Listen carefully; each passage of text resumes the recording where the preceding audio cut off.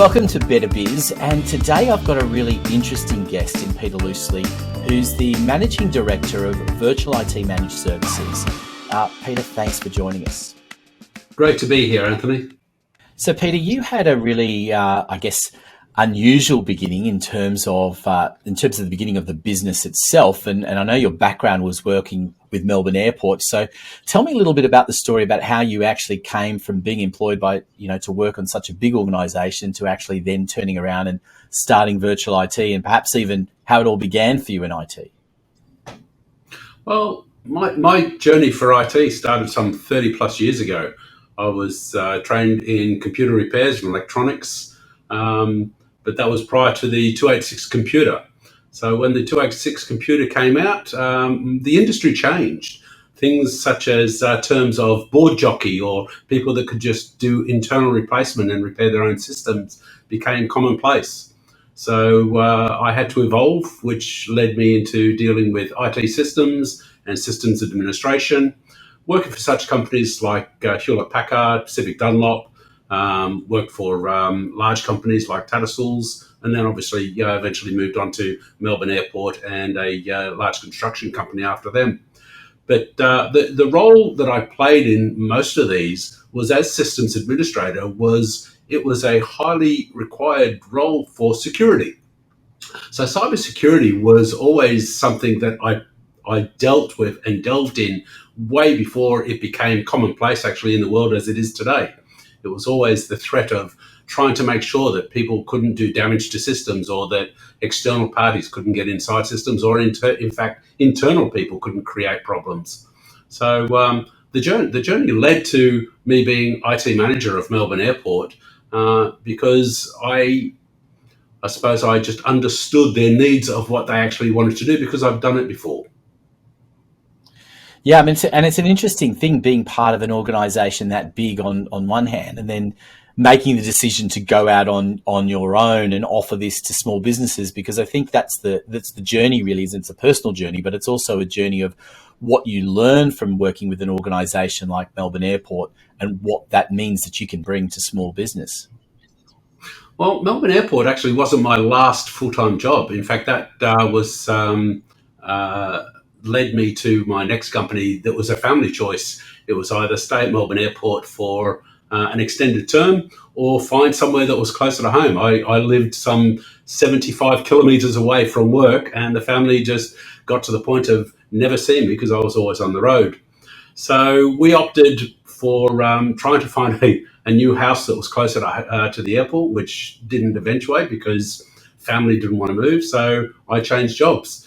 Worked for a large construction and consultancy firm in the power industry. And I stayed with them for over 9 years. In fact, they were my longest term job. I started as the IT manager and then eventually took over as head of IT and trained up multiple IT administrators and help desk people and developers, and mentored quite a few of them actually over the 9 years, in fact. And so now the benefit is obviously to the small business sector from all of those learnings. Well, the beauty that I actually achieved from working for the consultancy company is that I started seeing that there was a real need for cybersecurity, and this is where it grew predominantly, and also the need for cloud services. We moved that company into Office 365 and developed actually a lot of cloud solutions for them as well. And when my tenure finished with them, after the 9 years, the company unfortunately went into voluntary administration, as does happen with companies. An opportunity arose that there was a large construction company in Queensland that had a major breach. In fact, it was in 2015. It was the first cyber ransomware that I heard of. And through, obviously, some contacts I had, they reached out to me and asked me if I'd be prepared to come out and consult and see if I could figure out what had happened, why it had happened, and how to prevent it in future. And so from there, I guess the business was born, right? Very much so. When I actually went on site, I was stayed on site for a week. I live in Melbourne. They were in Queensland. They didn't quite understand that I couldn't travel to and from work every day, so they put me up in a hotel for the week.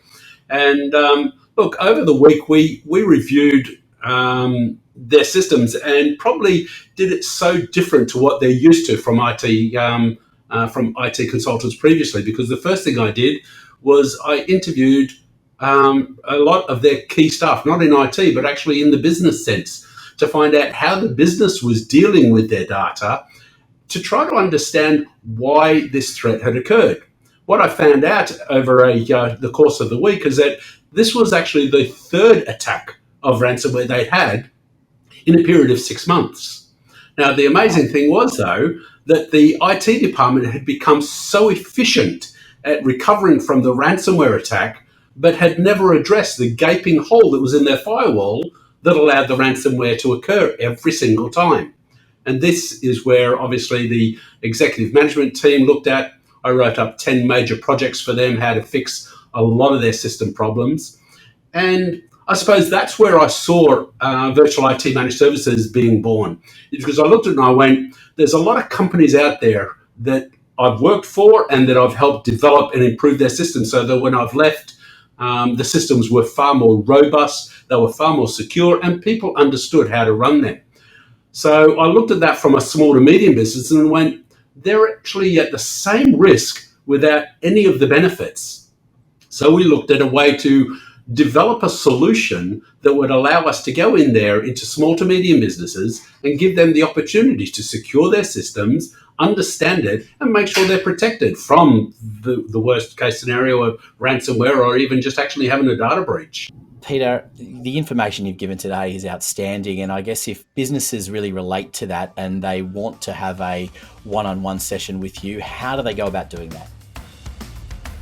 Well, Anthony, on our website, people can click on the Book Now link. The bookings link on our homepage links directly with my calendar. So people can book time that is suitable to them, right, from free times that I have available, and have a 30-minute free consult, no obligation, just an opportunity to have a talk and see if we might be able to give them some information that can help them move forward, or even just improve some of the knowledge that they might have.